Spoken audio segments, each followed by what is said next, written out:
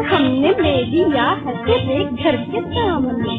एक ऐसी कलाकार, ऐसी अभिनेत्री जिन्होंने अभिनय के साथ गाना भी गाया और दशकों तक दर्शकों का मनोरंजन करती रही और अपनी एक ऐसी पहचान बनाई कि लोगों के दिलों में वह आज भी जिंदा है। एक ऐसी कलाकार जिन्होंने अपने प्यार के लिए अपनी पूरी जिंदगी ऐसे ही गुजार दी। कौन थी वह अदाकारा जिन्होंने कभी शादी ही नहीं की?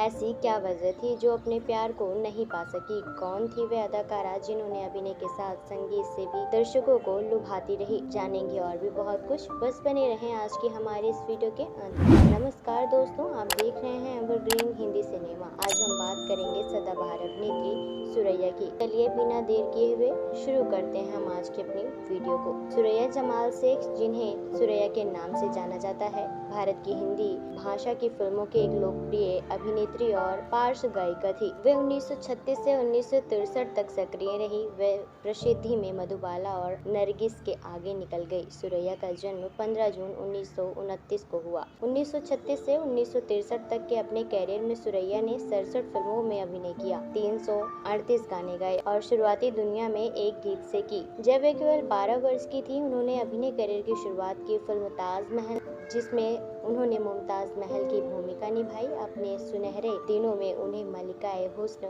मलिकाए तमन्ना और मलिकाए अदाकारी के नाम से जाना जाता था। एक बाल कलाकार के रूप में उन्होंने तमन्ना, स्टेशन मास्टर और हमारी बात में अभिनय किया और गाना भी गाया। देविका रानी, जो बॉम्बे टॉकीज प्रोडक्शन कंपनी की प्रमुख थी, उन्होंने एक अभिनेत्री और एक गायिका के रूप में उनकी चमकती प्रतिभा को देखते हुए उन्हें 5 रुपए साल के अनुबंध पर हस्ताक्षर किया। हमारी बात में उनकी भूमिका के लिए उन्हें 500 प्रति माह मिलते थे। फिल्म में उन्होंने युगल नृत्य किया और वरुण कुमार के साथ उनका गाना बिस्तर बिछा दिया है तेरे घर के सामने काफी लोकप्रिय रहा। 1940 के दशक के अंत में उन्होंने देव आनंद के साथ काम किया। विधा फिल्म की शूटिंग के दौरान वह उनके साथ रोमांटिक रूप से जुड़ गई। इन दोनों की जोड़ी 7 फिल्मों के साथ बनी। सुरैया का देव आनंद के साथ 1948 से 1951 तक 4 साल तक अफेयर रहा। देव आनंद ने सुरैया को नोसी उपनाम दिया, जबकि सुरैया के लिए देव आनंद का नाम स्वीट था।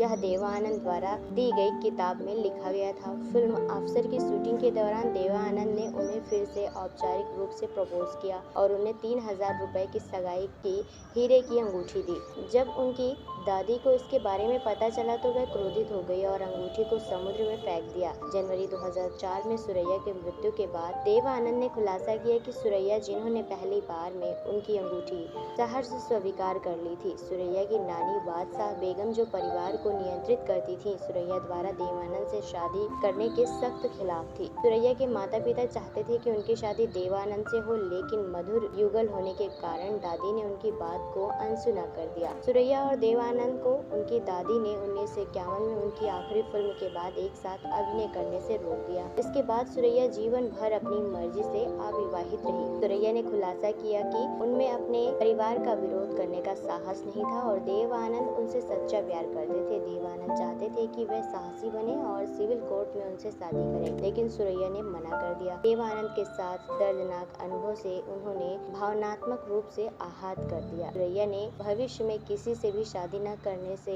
इनकार कर दिया। बावजूद इसके कि उनके परिवार ने उन्हें अपने समुदाय के कुछ फिल्म निर्देशक और व्यापारियों से शादी करने के लिए मनाने की कोशिश की। फिल्म निर्देशक एम साइद, जो एक विवाहित व्यक्ति थे, और अभिनेता रहमान कुछ ऐसे फिल्मी व्यक्ति थे जो सुरैया से शादी करने में रुचि रखते थे। देव आनंद, जो उनसे शादी करने से इनकार करने पर बहुत उदास हुए थे। देव आनंद को उनके भाई चेतन आनंद ने ब्रेकअप से उबरने और खड़े होने के लिए सलाह दी। उन्होंने कल्पना कार्तिक से शादी कर ली। 2 साल बाद 1954 में उन्होंने जल्दबाजी में एक साधारण शादी कर ली, लेकिन जैसा कि उन्होंने अपनी आत्मकथा में कहा था, सुरैया उनका पहला और सच्चा प्यार था। 2004 में जब सुरैया की मौत हुई तो देव आनंद छत पर मीडिया से छिपते रहे, क्योंकि वह मीडिया से दूर रहना चाहते थे। देव आनंद के लिए सुरैया का प्यार 1996 में भी उतना ही था, जब उन्होंने लाइफ टाइम अचीवमेंट अवार्ड लेने के लिए कहकर बुलाया कि देव आनंद शो में शामिल होंगे, लेकिन देव आनंद ने यह स्वीकार करते हुए माफी मांगी कि वह शो में आने के लिए तैयार नहीं है। उसकी महिला प्रेम जब देवानंद नहीं आए तो सुरैया बेहद निराश हुई और उस महिला रिपोर्ट पर गुस्सा हुई जिसने उनसे झूठ बोला था। 31 जनवरी 2004 को 75 वर्ष की आयु में मुंबई के हरकिशन दास अस्पताल में उनकी मृत्यु हो गई। वेल दोस्तों, आप क्या कहना चाहेंगे देवानंद सुरैया की लव स्टोरी के बारे में? आप अपनी राय हमें कमेंट बॉक्स में कमेंट करके ज़रूर बताएं। दोनों की मूवी कैसी लगती है? आपने नहीं देखी है तो ज़रूर देखिए। साथ ही चैनल को सब्सक्राइब करना ना भूलें।